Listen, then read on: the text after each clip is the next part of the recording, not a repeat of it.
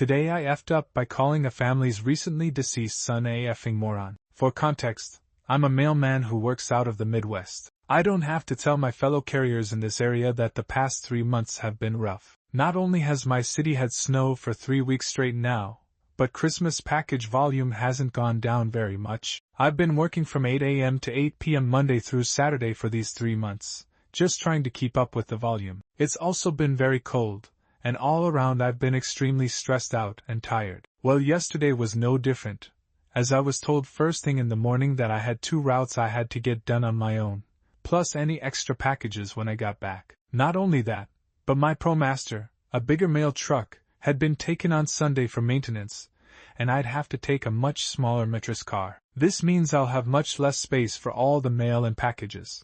But Metris cannot drive through any amount of snow. Not joking, a light dusting on the road will result in you getting stuck. So I was already tired and very frustrated. Fast forward to halfway through my day, and I'm delivering packages to a nicer neighborhood. I see the house that I'm dropping a package at doesn't have any open spots to park on the street, except for in front of their neighbor's fairly long driveway. It's not uncommon for us carriers to block a driveway for a minute to just drop off a package, so I don't think anything of it. Well, I couldn't see the end of the driveway due to the other cars, and as I turned to park I realized that at the end of their driveway is a pretty large pile of snow. I try to brake and turn, but it was too late. I land right in the middle of this snow pile, completely stuck. I try in vain to get myself out, but for safety reasons we aren't allowed to dig ourselves out. So I have to call the office to get a tow truck, which I'm told may take an hour to get there. This means I'll have to stay an extra hour to get the rest of the packages delivered. Pretty obviously, I'm absolutely livid at this point,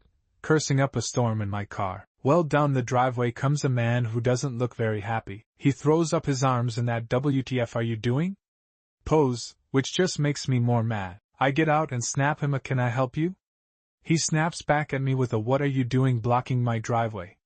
This is where I F'd up. I'm usually very calm and polite with customers, no matter how rude they are to me. But today I just couldn't control myself, and I say, well, it looks like someone was too lazy to shovel the snow on their driveway into their yard, and instead piled it in the street. The man gets red in the face and looks like he's going to scream at me, but takes a deep breath and says my son shoveled this for me without even thinking about respond, well, your son is a effing moron. I again expect him to yell at me, which in hindsight is exactly what I wanted him to do. Instead he stumbles back like I struck him, and I see tears start to pour from his eyes. He immediately turns and half runs up the driveway, and I can see he's sobbing. I instantly feel confused and extremely guilty, because mailman or not there was no reason for me to speak to him that way. So pretty quickly I follow him up the driveway, where I see their cars parked. On both of the back windshields is a sticker of a boy, with text on top and bottom that says, using a fake name,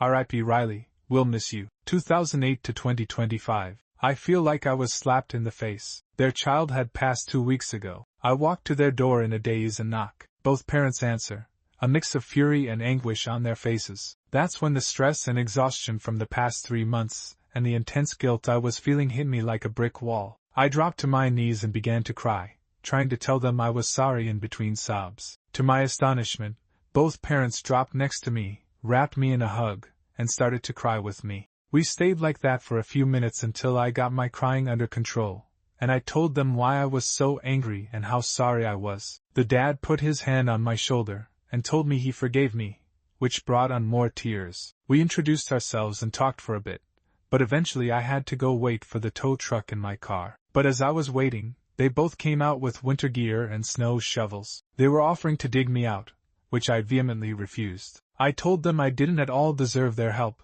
but the mother told me I cleaned up my son's messes for 16 years because I'm his mother. That doesn't stop just because he passed, which caused me to cry even more. They eventually got me out, and I exchanged phone numbers with them and told them I'd invite them over for dinner later this week. They accepted, and now my wife and I are going to cook them a veritable feast this coming Saturday. Too long didn't read.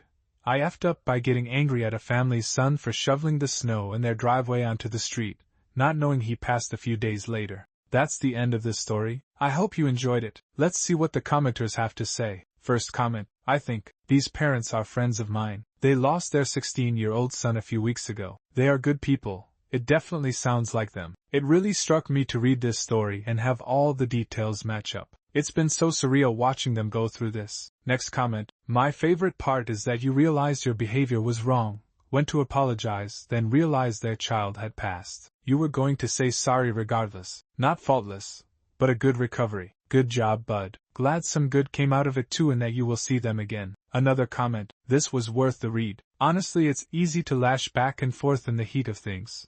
But sometimes just falling into a deeper level of understanding out of empathy, it really opens you up to important/impactful moments. Thanks for sharing. Final comment, this was worth the read. Honestly, it's easy to lash back and forth in the heat of things. But sometimes just falling into a deeper level of understanding out of empathy, it really opens you up to important/impactful moments. Thanks for sharing. Thank you for listening and watching. Please let me know what you think about this in the comments. I would love to read about what you have to say. I hope you enjoyed this as much as I have. Please remember to like and subscribe to this channel. Have a nice day.